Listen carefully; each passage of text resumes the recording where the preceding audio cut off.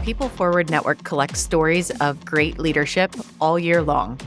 And then, towards the end of the year, we select the top stories to award those leaders for their greatness. It's time to share one of our 2024 PeopleForward Impact Award winners. Get ready for some big inspiration. They sure are modeling the way, and there's so much to learn from this great conversation. So welcome. My name is Geoffrey Smith, and before I introduce my guest, I'll tell you a little bit about this special episode of Fringe, which is one of the flagship shows on the PeopleForward Network, and this is in the PeopleForward Network's Impact Awards series. So I'm excited to be here. This is not my normal home. I am the host of Mo-Ments of Experience, where we dive into the moments that shape us, that move us, and inspire us to pursue our purpose in life in talking about moments of employee, patient, caregiver, and just human experience and how the experiences we have shape who we become. So this special episode, I want to tell the audience a little bit about what it's about, and then I'm going to bring my guest in. But the PeopleForward Network Impact Awards is an annual initiative to recognize leadership greatness. I'm proud to share our award winner today was selected based on a nomination submitted by my show, Mo-Ments of Experience. Each of the 5 award winners received the Manny Impact Award, which is named after the happy-go-lucky character you can find in the PeopleForward Network logo and on various productions. Manny represents meaningful work, people-forward leadership, and celebrates the best of what humanity has to offer.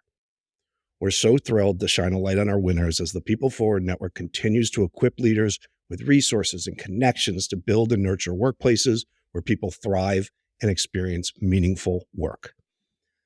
So now to the introduction. For those of you that haven't met me before on my show, I don't like reading canned bios. I think they're boring.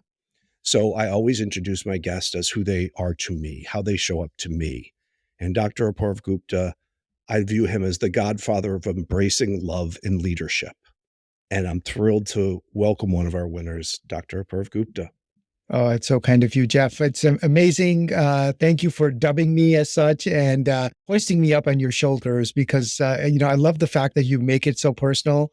To me, you are such an expert in team-based care. You've taught me so much that I've come to learn about the nuances of how to build high-performing teams so that they can become more loving. And I really appreciate the journey that you and I have been on together to try to create more loving organizations. So thank you for that. No, absolutely. And the high-performing teams part is a very critical portion in creating a loving workforce and creating an engaged workforce. So I want to read to you. As I said, I don't like reading canned bios or reading at all on a podcast, but I do want to read the nomination that was submitted for you to kind of set the stage of this award. And the nomination reads like this. Dr. Gupta is a heart-centered healthcare innovator that leads with love and compassion, earns trust, empowers and engages stakeholders at all levels to transform healthcare systems one human connection at a time. He guides leaders to lead with love, not fear, grounds organizations' strategy and operations in purpose and love, connects the dots with love across all strategic and cultural transformation initiatives, and ensures all policies and workflows incorporate love. Through his heart-first, caring leadership style, he uniquely incorporates love and compassion in a systematic approach, transforming employee engagement, patient experience, and financial performance in enterprise-level health systems. Wow, I'm so gratified to hear that, gratified to hear that you and others think of me that way. And it's just incredibly uplifting. And many of those characteristics I still feel like are aspirational, but it's an incredible aspiration to have. And I really, again, value the network giving me this award and you for everything you've done to support me in this role. I'm just even more humbled and charged up, to try to live by the principles that you just kind of laid out. Thank you so much, Jeff. So let's just dive in because the audience really wants to hear, your journey in leadership, and it's a long one. You've done so many different things. I don't think we have time to dive into them all today, but in the spirit of my show, in talking about moments and the moments that really shape us and move us, can you tell us What pivotal moments in your leadership journey shaped your leadership philosophy or shaped who you've become as a people first leader? Yeah, absolutely. Happy to. And this is always like such a great thing to reflect on. I mean, I think for those of us who pride that particularly, the opportunity to kind of get to think and go backwards and really make sure we understand what is it that we have learned or maybe not have learned. So I love a question like that. Generally, when I think back upon my leadership journey, I always go right back almost to the beginning. I was in an 8-year medical program and I was kind of going along a particular pathway. Hadn't really thought too deeply about why I was in that program, other than the fact that it was, competitive and seemed like a nice thing to do, and why not, continue down that pathway? I'm sure it would have led to great successes in many ways. Somewhere along the line, through my friends really, who were also in that program, and their encouragement and interest in public health and community health, I slowly started to investigate those areas to the point where I decided to take a year off between my third and fourth year of medical school. And as soon as I did that, I mean, this is kind of a story I just never tire of telling everybody. As soon as I did that MPH, it was like the lights went on inside me. I was so charged up. I mean, it was a feeling I'd never really felt before in that regard. Again, before that, I was just kind of going along a track. But the concepts of evidence-based medicine and population health and disease management, and it just really lit a fire inside me. And for some reason, although I hadn't really done much of it at that point, I just felt like, wow, this is what I want to do. This is what I want to devote my career to. I really feel like I could make an impact this way, as opposed to, perhaps in the direct clinical way that most doctors can. I don't know how and why that cut so deep inside me, but it did. And that was a critical, pivotal moment, because ever since then, everything I've been pursuing with respect to my career has been to just learn more about healthcare management, healthcare leadership, and try to contribute in as profound of a way as I can, mostly just through continued learning.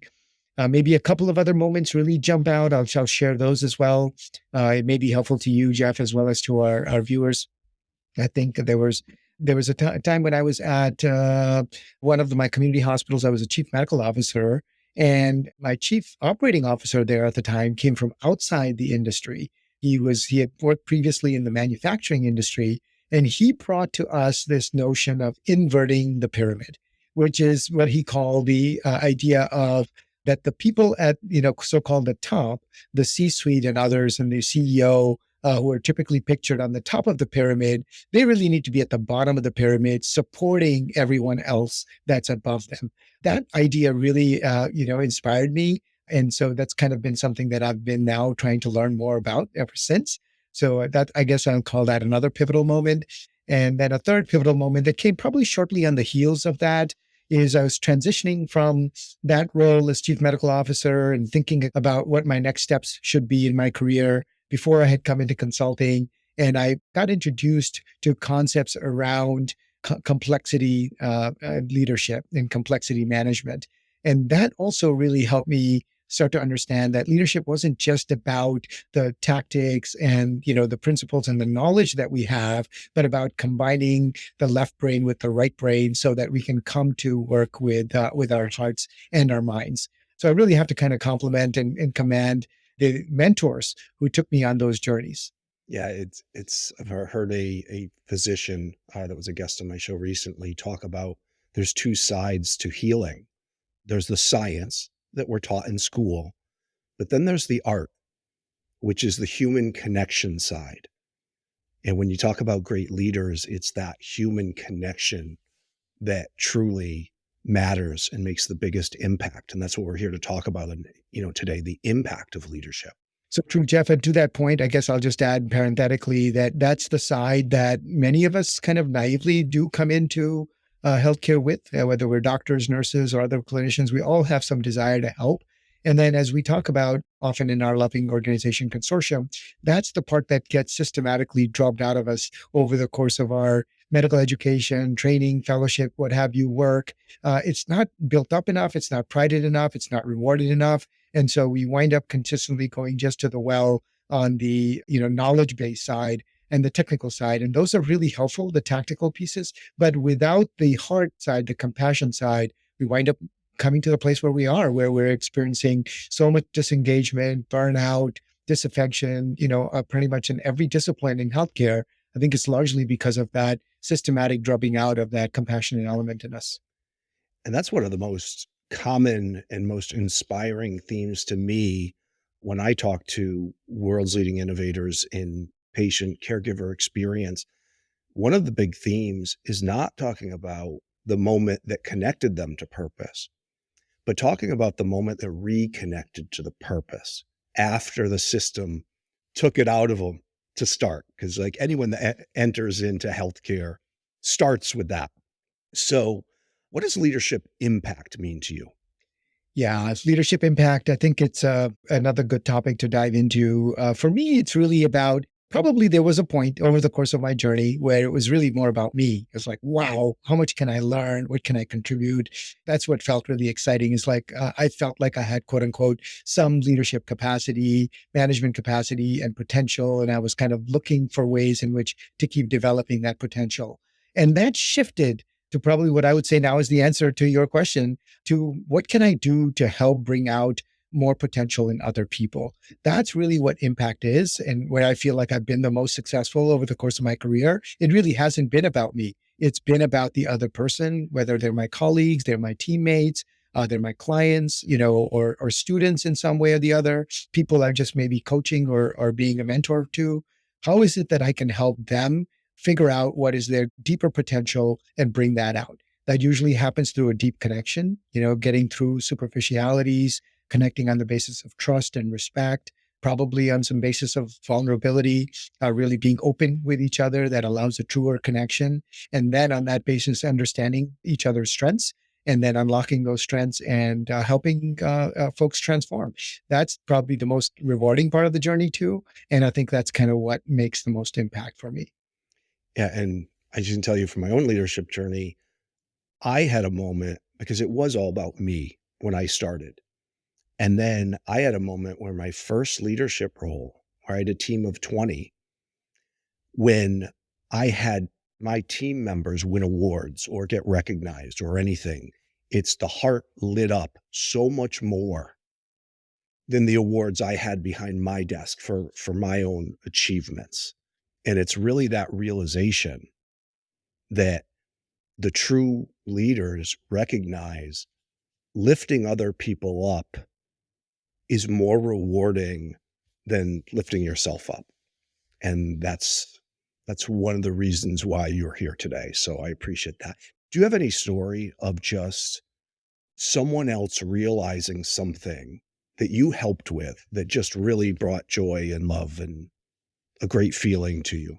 Yeah, well, I mean, I feel like those are the kinds of moments that I try to live for in small ways on a day-to-day basis and have that come out. It's really a journey of love is what I call it. It's been my own personal journey of love, learning how to be able to be comfortable talking about love, feeling love, expressing love, being able to talk about love even within my own family. We all know that love is present, but we don't often verbalize it. So it was that journey and kind of starting to see that they're responding to it. My mother, my wife, my kids, all kind of responding to this greater expression of love, and just realizing, yes, that which has been unstated, understated for so many years, maybe even decades, is actually something that can be given some form to. And when we do so, it actually uplifts us. It helps deepen our relationship and our connection. And I've just been enjoying that, that part of the journey. So that's one anecdote I guess I'll relay to you.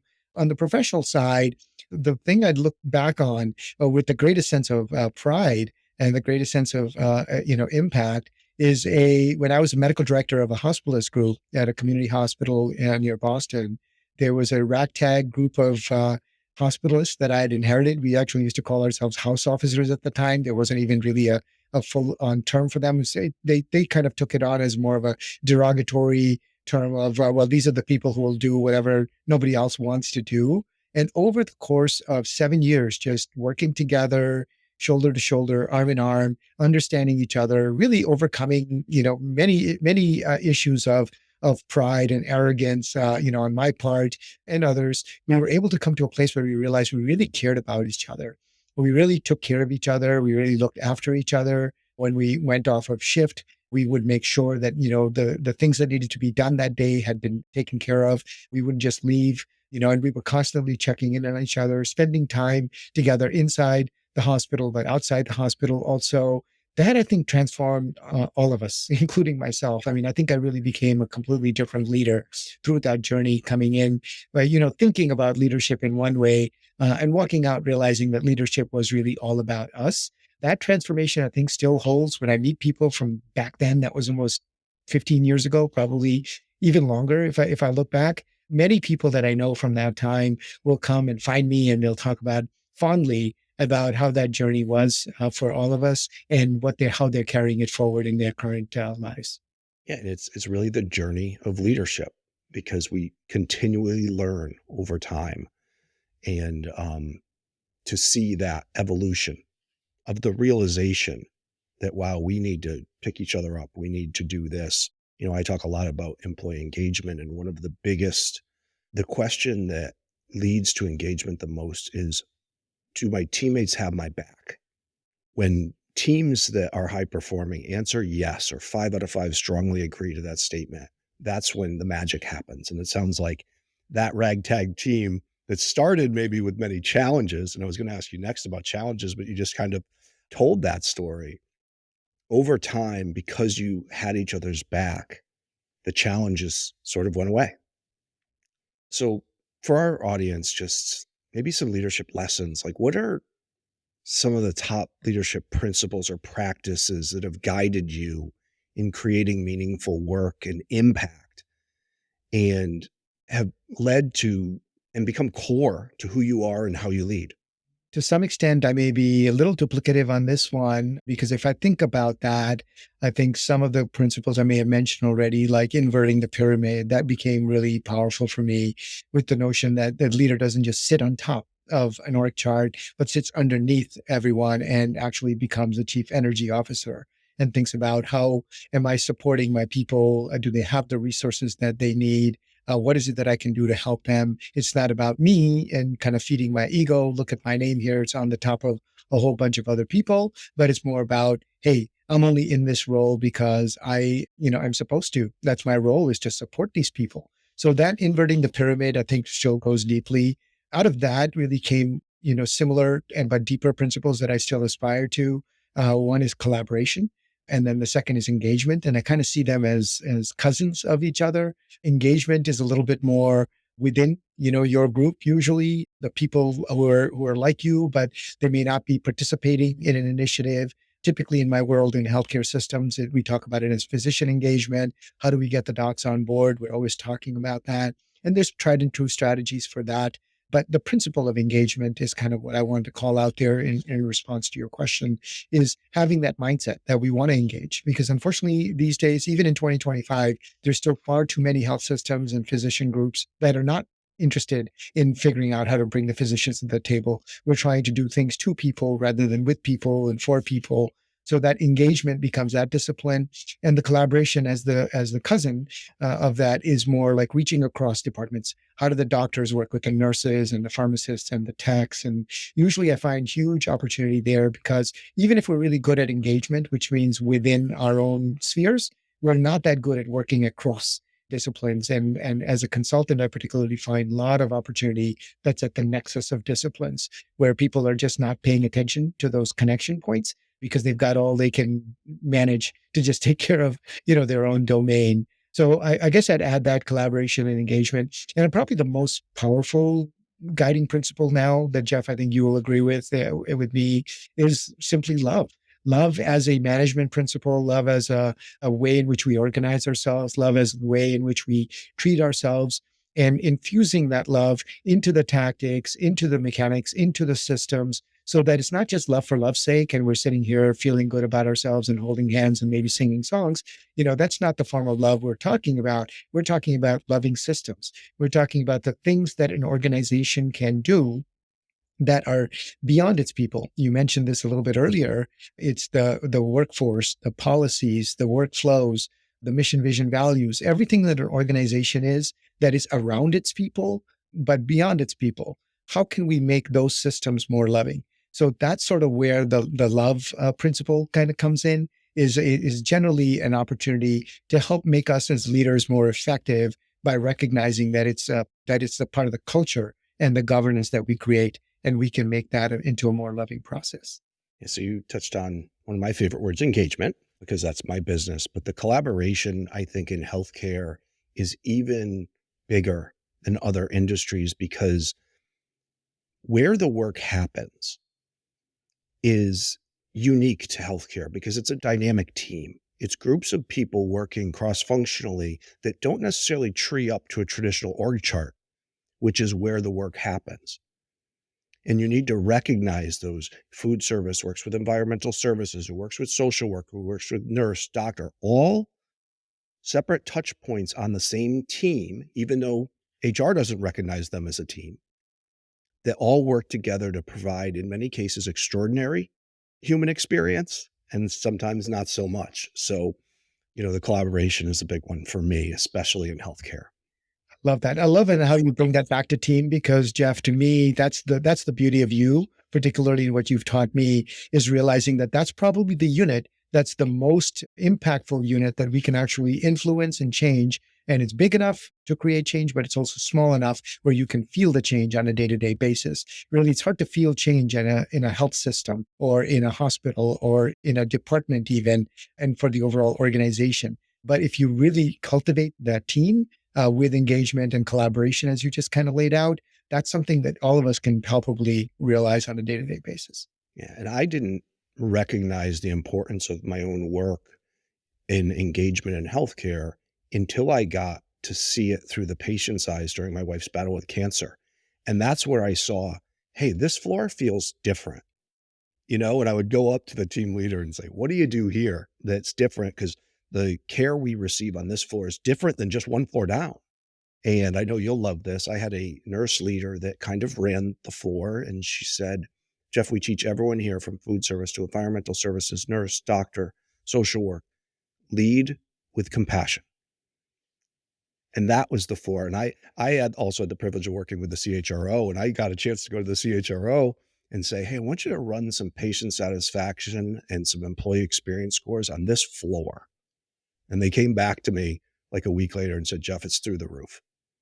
So when you do figure it out team by team, there's a great opportunity to scale and turn one amazing team into a complete loving organization. So this one's going to be a softball for you, because I know you don't like to take credit for much of anything. Who has there been, whether it's one person, two people, or I'm sure there's many, but who has been someone that's really inspired you so much on your leadership journey, that has really, mentor, coach, peer, thought leader, whatever the case may be, someone that's really inspired you? Well, yeah, it's true, Jeff. I think we always feel, if we're working in this field and being honest with ourselves, that, we have so many other people to give credit to. Always, the term, as we say, standing on the shoulders of giants. It really feels like that, because none of us can accomplish anything on our own. And so if I've gotten to this place, it's definitely been because of numerous people along the way. And I'm trying to think if there's one person. I don't know if I can come up with one person, but there's several people. There are two CEOs that I work with that were really influential to me. One is John Castanis, who was my CEO when I was chief medical officer. He's just had, really, he was an interim CEO at the time, trying to turn around an organization that was struggling, to stay out of bankruptcy. And he was just very capable, firm, committed, but also at the same time, very human-centered. And, he was really open to these ideas around engagement and collaboration and inverting the pyramid. That's that's the same organization that I mentioned earlier where we had done that. Prior to that, I had another CEO named John Chazar, who actually was, really instrumental in getting me on this quality improvement journey. He actually taught me that the power of presence, leadership presence. He took our system, small community hospital, but we were struggling with some challenges on the throughput side. And it's because of the way in which we saw patients. And he kind of just gently guided, coached us through the process, helped us realize that there were other solutions possible. And then as we made the change, he implemented one of the most impactful change management strategies I've ever seen. It worked. Every single day we would huddle as a leadership team and as a clinical team. Everybody would get together. I think it was sometime in the afternoon around 3:00. And for weeks we did that to just give people the confidence that everybody was looking at the changes and that things that people were worried about were not going to fall through the cracks. That was just a tremendous lesson in just presence, leadership by presence. So I really credit those two individuals. I mentioned previously the getting introduced to complexity science. For that, I guess I'd have to thank Jeff Cohn, who actually took me to a conference. He was the CEO of the Plexus Institute at the time, and he and I just connected. And without any prior really knowledge of each other, he said, "You got to come with me to this conference we're having on relational structures." And I said, "Wow, that's amazing." So there I met Professor Irvin Singal, who's at University of Texas, El Paso, who writes a lot about positive deviance. And then Larry McAvoy, who was the CEO of a health system in Colorado. All of these are experts in complexity science, and I learned so much from them. And I guess then rounding out the story, bringing it home, more recently, the folks that I've been getting really inspired by on the journey to loving organizations is Peter Protovost, who is a world-renowned leader in healthcare quality and safety, where he used to be at Johns Hopkins, and now he's at the university hospitals as their chief clinical transformation officer. And he's really been on the forefront of this whole living and leading with love journey that many of us are so grateful to him for setting the stage and for helping to show us it's possible. So we all always tout Dr. Protovost, and especially the organization that he's now making into a loving organization, University Hospitals. That's great. As we start to wrap up, I'd love to hear some words of advice that you can give to leaders. Like, what do you think leaders must prioritize in being a love-centered and a human-centered leader? Yeah, I think, Jeff, we probably know that answer too. And somehow it's always like squirrely, but difficult to kind of get to that. It's really getting beyond the ego, getting beyond the me, and expanding our sense of who we are to the other, making it about the team. There's no I in team kind of concept of making it more about the we rather than the me. And things that the journeys that we've gone on as leaders really have helped us accomplish that for ourselves. So the question that we have when it's turned around on us is, how are we able to do that for others? How can we encourage people that we interact with, whether we're formally in a leadership position or not? It may just be an informal colleagueship relationship. It may just be, the two of us talking on a podcast and an audience, inspiring them to think a little bit differently. All of those are different forms of leadership. But ultimately, what we can try to help people understand is that they'll make the greatest impact and feel the best about it. Like when you were saying, your heart felt the most full when you could really see that people that, you were working with were getting all the adulation and recognition. So it's being on that journey of love, which is takes us from being self-centered to other-centered, and to really trying to see that other person becoming the best version of themselves. And on a personal level, I just read this book called The Road Less Traveled, recommended by another mentor of mine, Kayvon Tucker. It's by M. Scott Peck. It was written back in the 70s. And the definition of love that he used in that book, I feel like, is amazing. It's basically, love is when we work for the spiritual upliftment of the other. And so taking it to that level, I think that's what leadership really needs to be about. It should be about love. And that love is for the spiritual benefit of the other. So if we can remember that as we're operating, that, we are not put into these positions to aggrandize power and to make money and to claim fame and, it's kind of like gain stature.